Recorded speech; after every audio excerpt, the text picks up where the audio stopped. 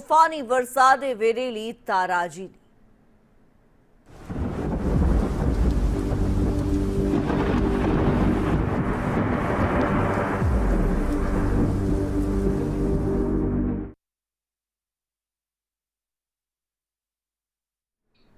રાજ્યમાં વરસાદી માહોલ જામ્યો છે ત્યારે ગુજરાતના વિવિધ જિલ્લાઓમાં વરસાદને કારણે ખેડૂતોને વ્યાપક નુકસાન પહોંચ્યું છે। તોફાની વરસાદે ખેડૂતોના અનાજને ભારે નુકસાન પહોંચાડ્યું।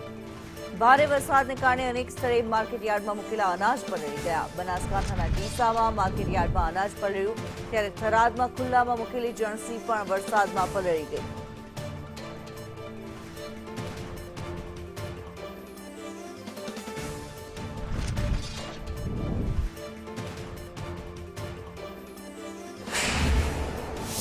ભરૂચના હાંસોટમાં પણ ડાંગરનો પાક પલળતા ખેડૂતોને ભારે નુકસાન વેઠવાનો વારો આવ્યો છે ત્યારે વડોદરા જિલ્લાના વાઘોડિયામાં પણ ભારે પવન ફૂંકાતા આંબા પર લાગેલી કેરી ખરી પડતા કેરીના પાકને મોટા પાયે નુકસાન થયું।